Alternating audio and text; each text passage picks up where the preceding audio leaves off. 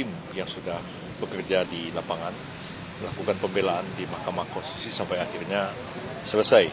Dan kita mengetahui bersama bahwa Mahkamah Konstitusi sudah memutuskan menolak permohonan seluruhnya dari kedua pemohon, baik Pak Ganjar Mahfud maupun Pak Anies, Pak Mohaimin. Dan malam ini kami silaturahim dan juga akan menyerahkan dua putusan itu kepada beliau, putusan aslinya untuk disimpan dan didokumentasikan. Ini sebagai bagian dari perjalanan sejarah bangsa kita agar generasi yang akan datang nanti dapat membaca putusan itu dalam bentuk aslinya, yang mudah-mudahan disimpan oleh Pak Prabowo. Mungkin juga satu hari beliau akan serahkan ke Arsip Nasional sebagai bagian dari sejarah bangsa kita. Ada pembahasan khusus soal dissenting opinion kemarin, Pak, dengan Pak Prabowo nanti di dalam rencananya?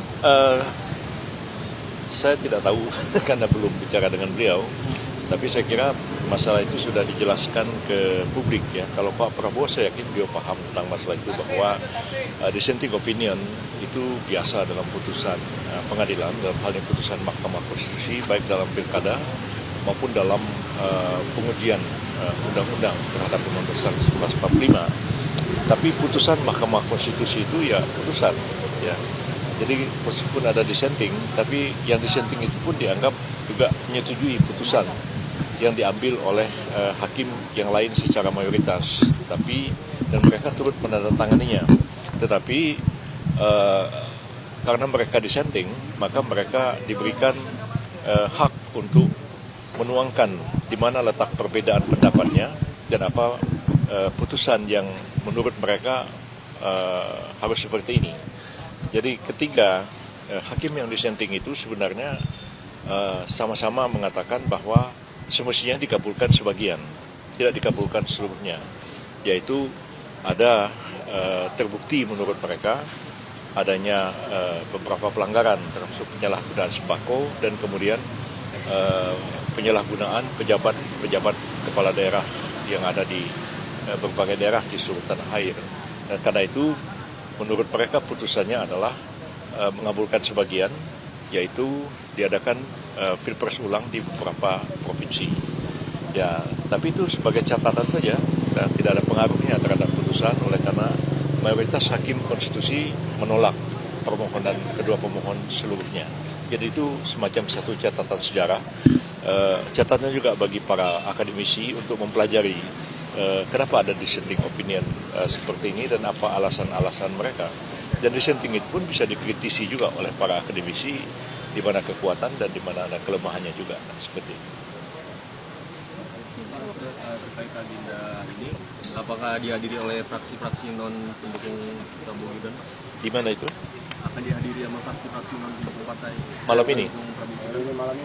Malam ini enggak. Malam ini pertemuan ini khusus dengan para advokat ya, yang telah melakukan pembelaan terhadap Pak Prabowo Subianto. Barangkali juga ada sebagian TKN yang khusus menangani persoalan-persoalan hukum. Jadi saya cuma diberitahu bahwa sekitar 45 orang advokat yang terlibat dalam menangani kasus ini, dan bukan advokat juga tapi terlibat menangani, kayak seperti anak saya ini Kenia, dia ikut membantu tim tapi tidak sebagai advokat, tapi juga bisa hadir dalam pertemuan malam ini. Pak, habis pertemuan ini bakal ada pertemuan dengan ketum-ketum koalisi, nggak Pak, bahas kabinet Pak? Kalau polisi saya nggak tahu. Kalau koalisi barangkali Pak Dasko lebih paham ya.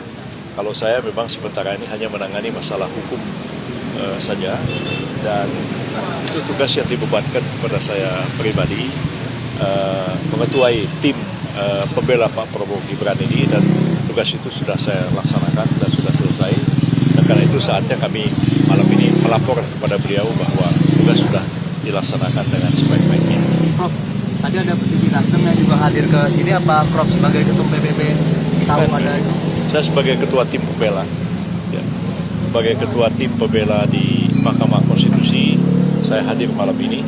Begitu juga wakil-wakil ketua tim pembela, yaitu Pak Oto Hasibuan, Pak Harib Ahmid, dan Pak Maulana Bungaran.